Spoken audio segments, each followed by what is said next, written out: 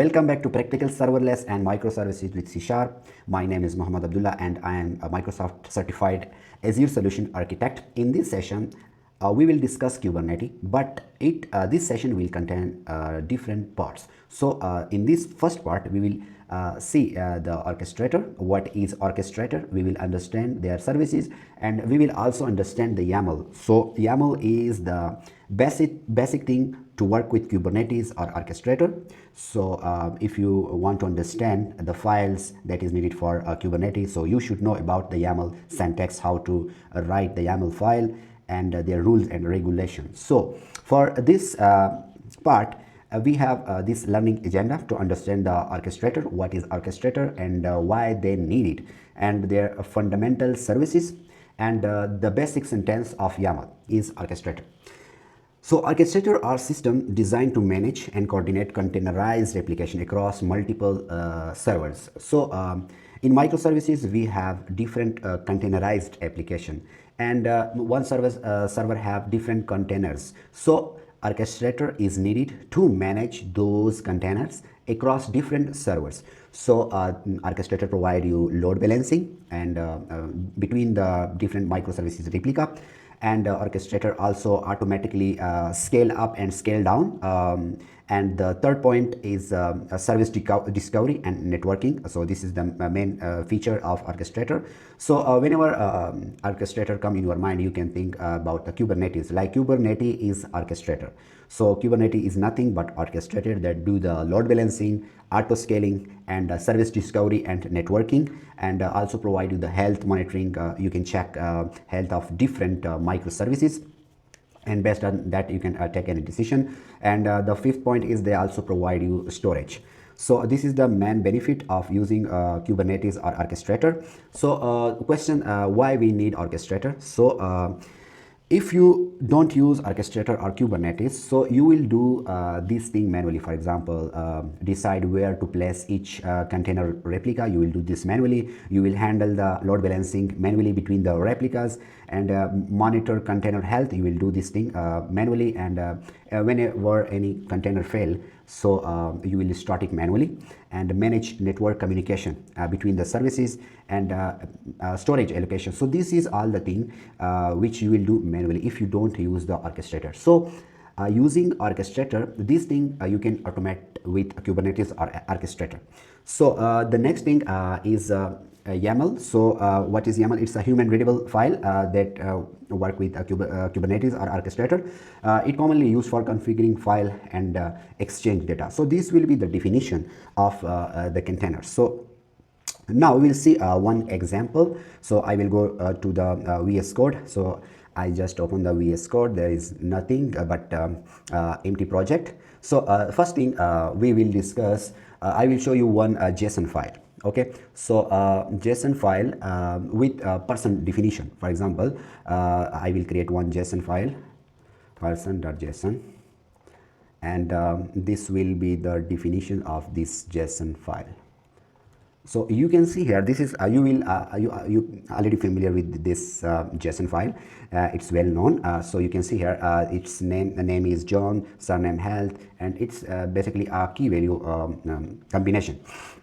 And here is the list. You can see here you can add also a list, and another property is related to the addresses. This is the array that have two addresses, type home, and the other item is of type office. So this is one example. So I will show you the alternate of this JSON file, which will be the YAML file, person YAML file. So first I will add one person YAML.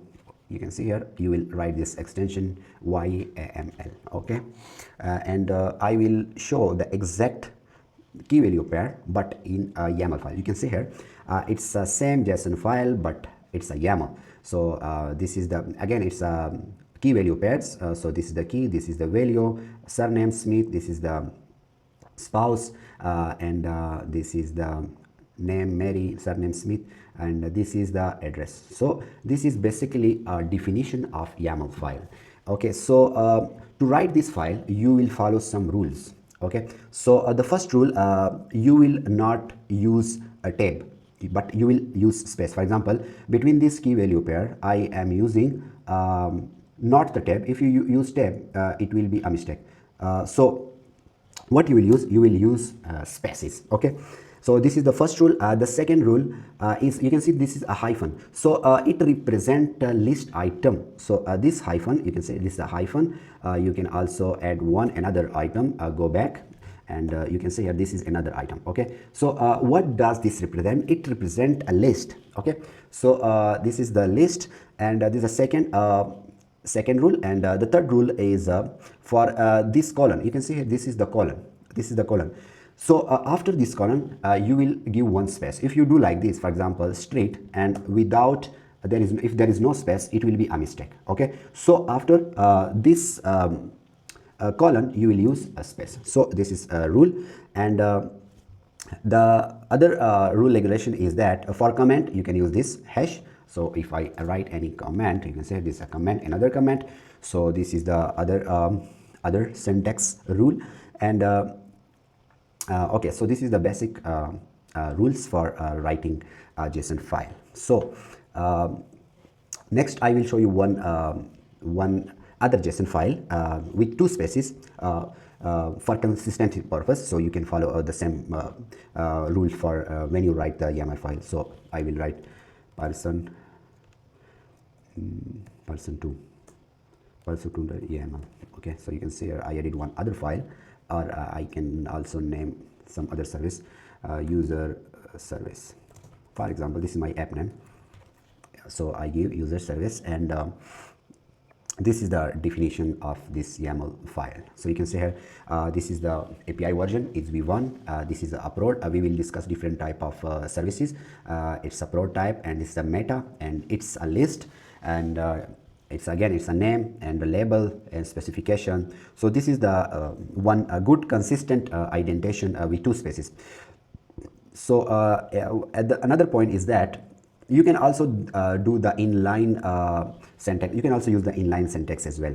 Okay, so what if I add other user service inline inline.yaml. Okay, so this will be the inline. So you can see here it's a inline. So there is a difference. For example, if you see the meta, it show my prod and label. So in this case, you can see here it's a label, and that it has a app and version. So it's the example of the inline syntax. You can also move this to this file as well. You can see here.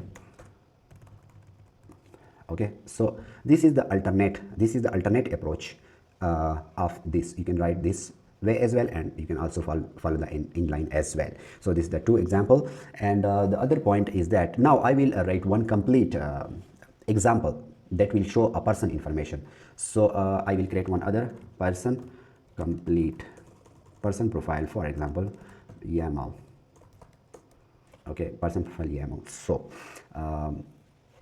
So what I will add some basic information related to the person, and some their skills, and some other information like what project they completed, something like that, just to show you how you can write the YAML file. So you can see here this is a person, and its name, age, and it is different properties, and it's a contact information. This is the contact information, their skills, and it's the project information. So this is one example.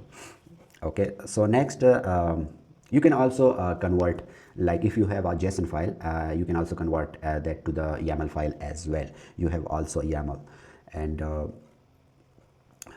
okay, so one other point, that you can also define multi-document YAML file. So what is the multi-document YAML file? So I will add another multi-doc.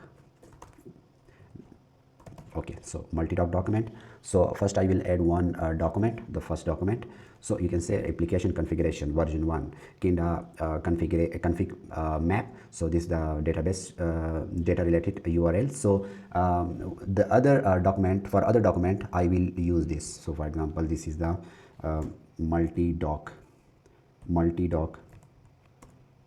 YAML file. So this is the second document, again version, same kinda information, metadata, and I will this is the document YAML file. So you can also define different document in a single YAML file.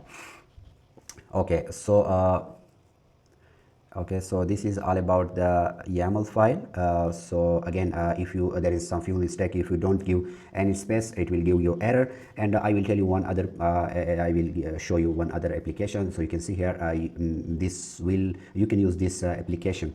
You can paste your YAML, and when you click go, it will correct your YAML file. It will show you the invalid data, invalid character in your YAML file.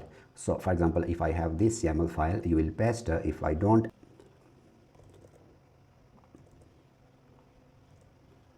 okay, so you can say I remove the space, and it show the error.